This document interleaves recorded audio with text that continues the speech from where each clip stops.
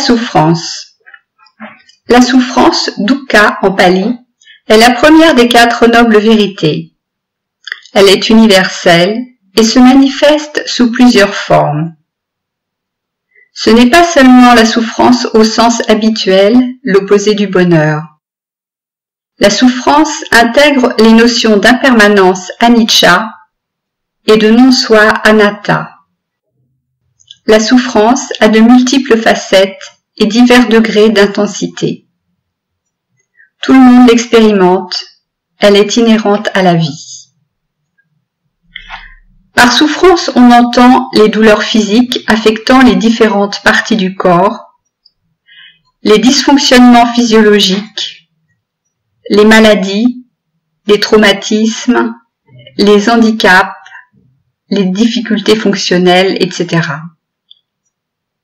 Ce sont également tous les états mentaux tels que la tristesse, la mélancolie, l'inquiétude, le désespoir, l'angoisse, le mal-être, la solitude, la peur, etc. Tout un chacun a pu éprouver ces sensations désagréables et on ne rencontre personne qui n'y soit pas assujetti. Un autre aspect de la souffrance est dû à l'impermanence, au changement. Cette forme de souffrance se réfère à tous les états plaisants de satisfaction physique et mentale. On se sent bien, puis il intervient toujours des circonstances qui font que ce plaisir est interrompu. Il en résulte un sentiment de perte de cet état qui est extrêmement frustrant, douloureux et déstabilisant. C'est ce changement qui se tient toujours à l'horizon de cette plénitude qui est souffrance. Il est dans la nature même de cette pleine satisfaction de ne pas durer, de se dissiper et de prendre fin. La souffrance due au changement est causée par le fait que rien n'est éternel ni ne dure. Et quand le changement intervient, il cause de la souffrance. Le Bouddha dit dans le Dhammacakkappavattana Sutta « Voici, ô moine, la noble vérité sur la souffrance. La naissance est souffrance, la vieillesse est souffrance, la maladie est souffrance, la mort est souffrance, l'union avec ce que nous haïssons est souffrance, la séparation d'avec ce que nous aimons est souffrance, ne pas obtenir ce que nous désirons est souffrance. En résumé, les 5 agrégats d'attachement sont souffrance. » Le Bouddha expose les différentes composantes de la souffrance, la naissance, la vieillesse, la maladie, la mort, l'union avec ce qui est haï, la séparation d'avec ce qui est aimé, la non-obtention de ce qui est désiré et les 5 agrégats. Les 5 agrégats sont ce qui caractérise tout être vivant, à savoir les formes matérielles, les sensations, les perceptions, les formations mentales et la conscience. Les 5 agrégats sont des agrégats d'attachement parce qu'on a toujours tendance à considérer que chacun de ces agrégats nous appartient, est nôtre, semblable et durable. Tout être vivant a tendance à croire que cette forme physique, cet ensemble d'éléments matériels est le moi, est solide et durable. Mais l'observation attentive par la pratique de la méditation démontre que ceci est une illusion et que nous sommes dans l'ignorance de notre véritable nature. Tout être vivant a tendance à croire que les sensations sont lui, sont à lui, sont inaltérables, sont durables, mais l'observation attentive démontre le contraire. Tout être vivant a tendance à croire que les perceptions sont le moi, sont durables, mais là encore, l'observation attentive démontre que ce n'est pas le cas. Tout être vivant a tendance à considérer que les formations mentales sont le moi qui est permanent, stable, mais encore une fois, l'observation attentive démontre que ce n'est que chimère. Tout être vivant a tendance à croire que la conscience qu'il élabore de connaître et de savoir à partir des données du corps, des sensations, des perceptions et des formations mentales est le moi, est le je, mais sur cet agrégat comme sur les autres, il n'y a que variation, changement, transformation, dissipation et disparition. La souffrance est liée au fait qu'il n'existe pas de soi, d'individu ou un être en tant que tel. Ce que l'on désigne par un être n'est en fait qu'une combinaison d'éléments physiques et mentaux en changement constant, les 5 agrégats. L'ignorance des principes fondamentaux tels que les 5 agrégats, l'impermanence, le non-soi et notre réaction face à ces principes crée la souffrance. En effet, ignorant ces principes, les êtres créent toute forme de désir et d'attachement qui finissent toujours par les mener à une insatisfaction perpétuelle et à la souffrance.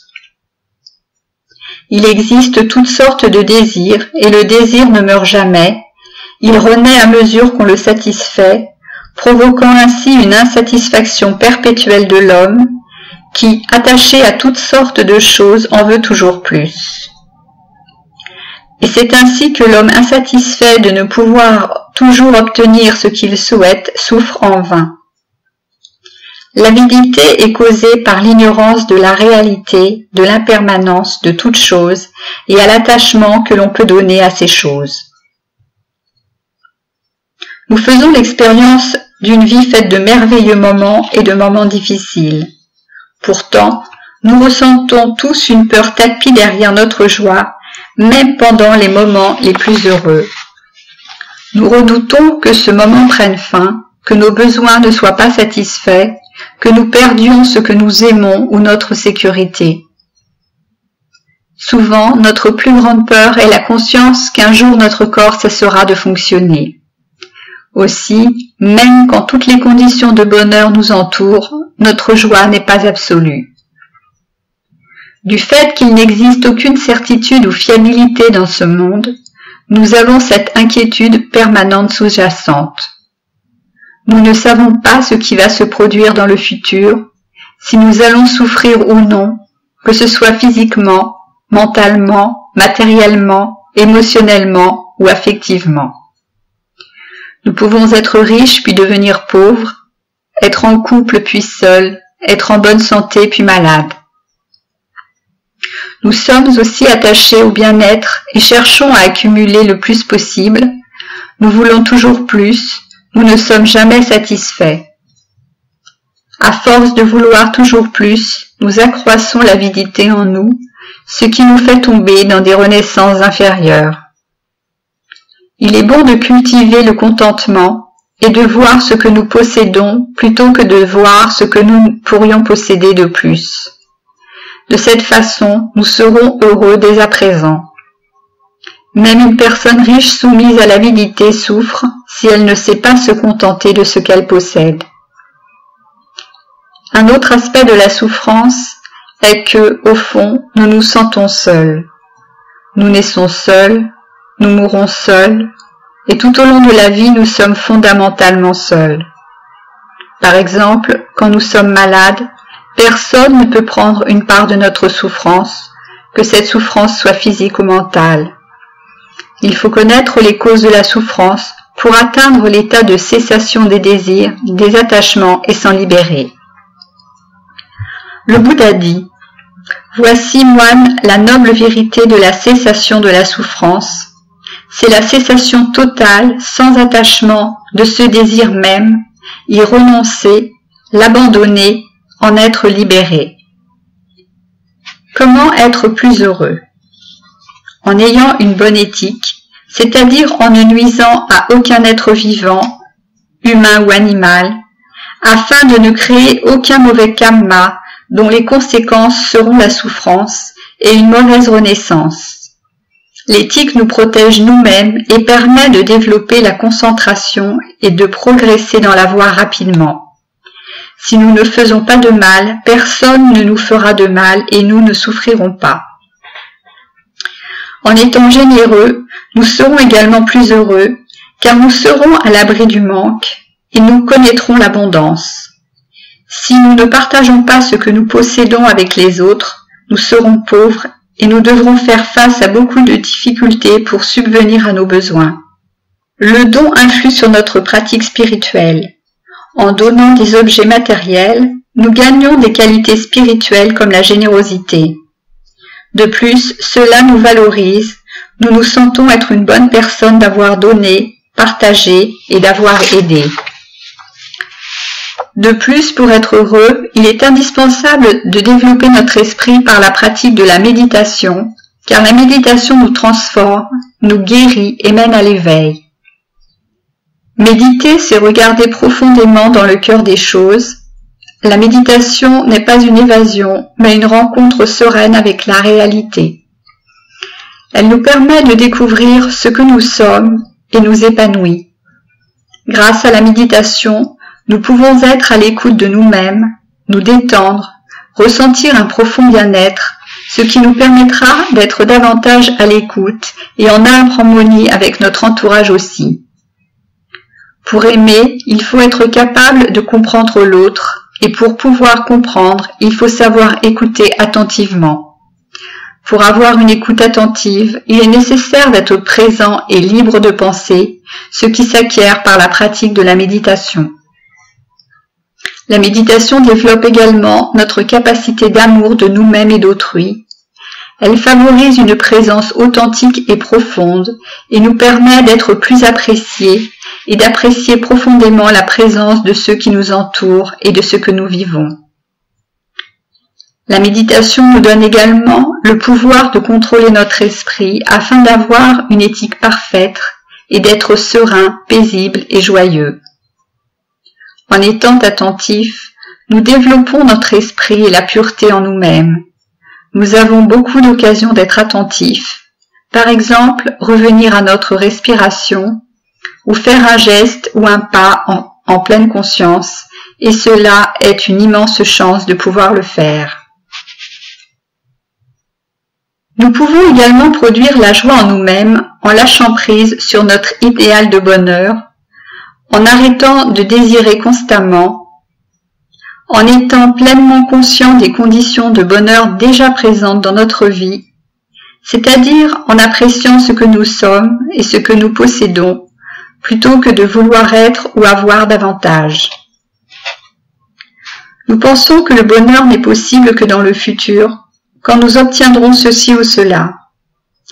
En pensant de cette façon, nous ne serons jamais heureux, car nous serons toujours dans l'attente future d'autre chose, et nous ne pourrons jamais apprécier ce que nous avons. Nous pouvons commencer par apprécier d'être en vie, d'avoir des yeux qui voient, comme une personne malvoyante serait heureuse de pouvoir voir. Nous n'avons pas de rhumatisme ou de douleur, comme une personne souffrant de douleur serait heureuse de ne pas avoir de douleur. Nous pouvons marcher et nous déplacer, comme une personne handicapée serait heureuse de pouvoir marcher et d'être autonome. Nous pouvons respirer librement, comme une personne asthmatique serait heureuse de pouvoir respirer comme nous le faisons. Nous n'avons pas besoin d'être riches pour être heureux, si nous savons apprécier ce que nous possédons, plutôt que de vouloir posséder davantage. Par exemple, nous pouvons nous réjouir en regardant la nature, le ciel, les arbres, les oiseaux, les membres de notre famille, nos amis. Nous pouvons aussi développer la joie en appréciant de boire un verre d'eau qui nous désaltère ou un simple repas qui rassasie notre faim, nous donne de l'énergie et nous maintient en vie. Combien de gens sur la planète aimeraient boire et manger comme nous le faisons? Dès aujourd'hui, alors que nous sommes encore en vie et que notre corps fonctionne correctement, que nos yeux peuvent admirer le magnifique ciel, que nos oreilles peuvent entendre les voix des êtres qui nous sont chers, il nous faut renouer le contact avec nous-mêmes, prendre le temps de vivre et d'apprécier réellement notre vie. Une vie vécue dans la pleine conscience peut nous offrir beaucoup de joie. Le bonheur est un état d'esprit. Il dépend de la façon dont nous considérons les choses. Nous pouvons y accéder dès maintenant si nous développons le contentement et savons nous réjouir de ce que nous sommes et de ce que nous avons. La joie, la paix et le bonheur sont en nous-mêmes. Nul besoin de courir les chercher ailleurs. Le désir est la seconde des 4 nobles vérités, c'est-à-dire la cause de la souffrance. En abandonnant le désir et en développant le contentement, nous pouvons être heureux dès à présent.